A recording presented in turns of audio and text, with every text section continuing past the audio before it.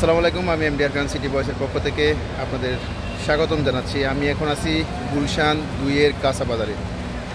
এক নজরে আমি যে স্পটটিতে রয়েছি সেটি আমি আপনাদের দেখানোর চেষ্টা করব।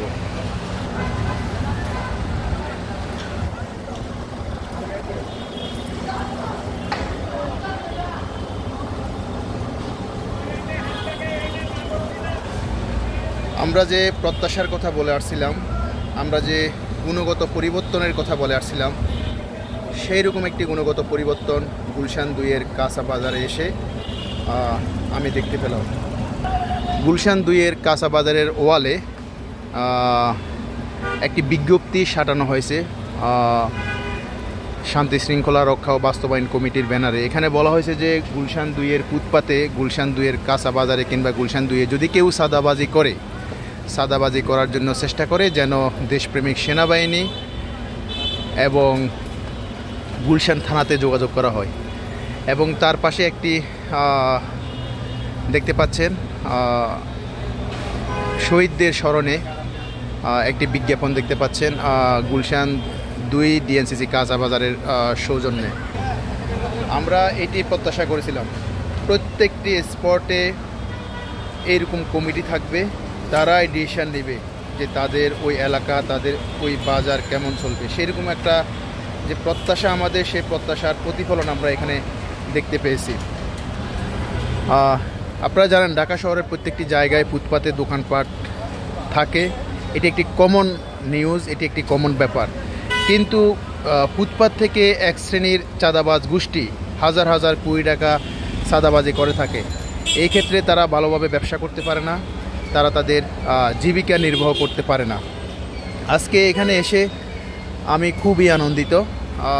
আমরা ওয়ালে সেরকম একটি বিজ্ঞাপন বা বিজ্ঞপ্তি দেখতে পেলাম, যেন কেউ কোনো চাঁদাবাজকে চাঁদা না দিতে পারে। যদি কেউ চাঁদাবাজি করতে আসে তাহলে যেন সেনাবাহিনীর নাম্বার এবং গুলশান থানার নাম্বার এখানে স্পেসিফিকভাবে দেওয়া হয়েছে। এখানে দেখতে পাচ্ছেন গুলশান থানার নাম্বার।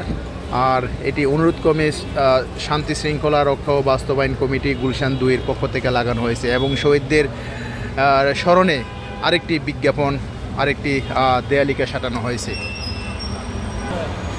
আমরা প্রত্যাশা করি প্রত্যেকটি জায়গায় এভাবে স্থানীয় যারা কমিটি রয়েছে, স্থানীয় ব্যবসায়ী সমিতি রয়েছে, তারা এই বিষয়গুলো দেখবেন, তারা প্রতিরোধ গড়ে তুলবেন।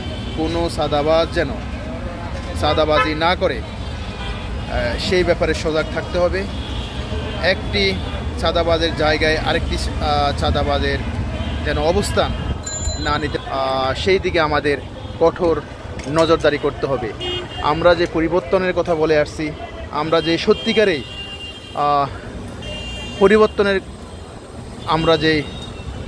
পরিবর্তনের কথা বলে আসছিলাম দীর্ঘদিন ধরে, সেই পরিবর্তন যেন সব জায়গায় পরিলক্ষিত হয়, আমরা সেটি প্রত্যাশা করি। ওকে,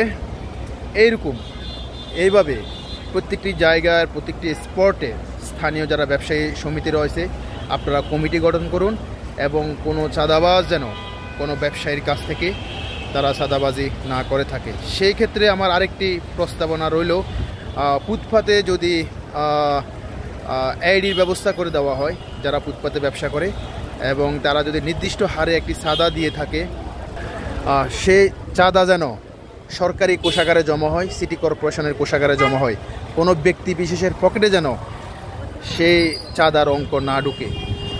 সো আশা করি আপকামিং সরকার বা বর্তমানে যে সরকার রয়েছে তারা এই বিষয়ে টেক কেয়ার করবে, তারা এই বিষয়ে ডিসিশন নেবে। কোনো ব্যক্তি বিশেষের পকেটে টাকা যাবে না। ফুটপাতে ব্যবসায়ী যারা ব্যবসা করে থাকে তাদের এগেনিস্টে নির্দিষ্ট একটি অ্যামাউন্ট ধরা হবে এবং সেই অ্যামাউন্ট রিসিটের মাধ্যমে গ্রহণ করা হবে এবং সেই টাকা রাষ্ট্রীয় কোষাগারে যাবে। ওকে, ভালো থাকবেন।